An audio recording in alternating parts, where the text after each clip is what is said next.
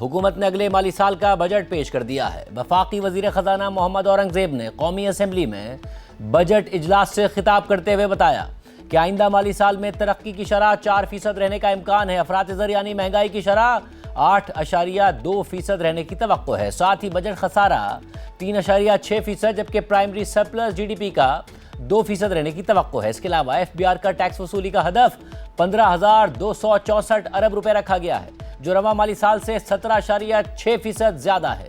اس کے علاوہ حکومت نے پی ایس ڈی پی یعنی پبلک سیکٹر ڈیولپمنٹ پروگرام کے لیے 1,000 ارب روپے مختص کیے ہیں۔ وفاقی حکومت کے اخراجات کا تخمینہ 17,495 ارب روپے لگایا گیا ہے، جبکہ دفاع کے لیے 3,000 ارب روپے رکھے گئے ہیں، جو گزشتہ برس 2,550 ارب روپے تھا۔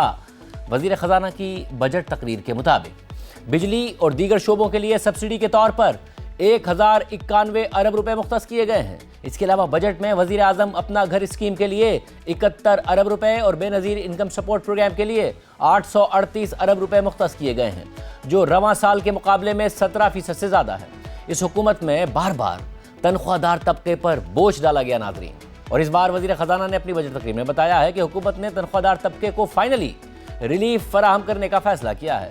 وہ افراد جن کی سالانہ تنخواہ 22 سے 32 لاکھ کے درمیان ہے، ان کے ٹیکس کی شرح 23% سے کم کر کے 20% تک رکھنے کی تجویز ہے۔ اس کے علاوہ 32 سے 41 لاکھ روپے سالانہ تنخواہ لینے والے افراد کے لیے ٹیکس کی شرح 30 سے کم کر کے 25% کرنے کی تجویز ہے۔ اس کے علاوہ 41 لاکھ سے 56 لاکھ روپے سالانہ تنخواہ لینے والوں کے لیے انکم ٹیکس کی شرح 35% سے کم کر کے 29% کرنے کی تجویز ہے۔ اسی طرح 56 لاکھ روپے سے 70 لاکھ روپے سالانہ تنخواہ لینے والوں کے لیے ٹیکس کی شرح 35% سے کم کر کے 32% کرنے کی تجویز ہے۔ اس کے علاوہ وزیر خزانہ نے اپنی بجٹ تقریر میں بتایا کہ حکومت نے تنخواہ دار طبقے پر عائد سرچارج کو بھی ختم کرنے کا فیصلہ کیا ہے۔ پچھلے بجٹ میں اس سرچارج کی شرح کو 10% سے 9% کیا گیا تھا، اور اب اس سرچارج کو مکمل طور پر ختم کرنے کی تجویز ہے۔ وزیر خزانہ نے اپنی بجٹ تقریر میں مزید بتایا کہ حکومت نے کاروبار سے 15 کروڑ سے 50 کروڑ تک کی آمدنی کی 6 سلیبز پر عائد سپر ٹیکس مکمل طور پر ختم کرنے کا فیصلہ کیا ہے۔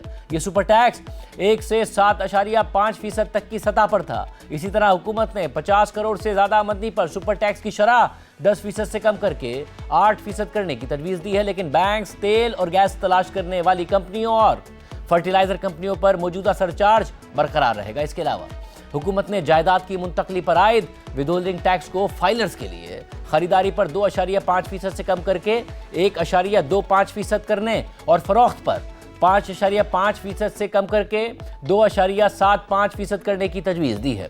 وزیر خزانہ نے بتایا کہ اس وقت ایکسپورٹس پر ایڈوانس انکم ٹیکس اور منیمم ٹیکس کی مد میں مجموعی طور پر 2% ٹیکس عائد ہے، جسے کم کر کے 1.25% کرنے کی تجویز ہے، جو منیمم ٹیکس کی مد میں ہوگا۔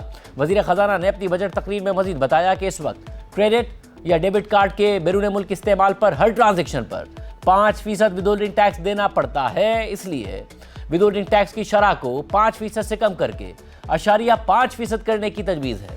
وزیر خزانہ نے اپنی بجٹ تقریر میں مزید بتایا کہ غیر ملکی اثاثے رکھنے والوں پر کیپٹل ویلیو ٹیکس ختم کرنے کی تجویز ہے۔ ساتھ ہی وزیر خزانہ نے اپنی بجٹ تقریر میں یہ بھی بتایا کہ خواتین کی صحت کے لیے ضروری اشیاء مثلاً سینیٹری پیڈز اور متعلقہ اشیاء روزمرہ زندگی کی ضروریات ہیں، اس لیے ان پر عائد ٹیکس کے خاتمے کی تجویز ہے۔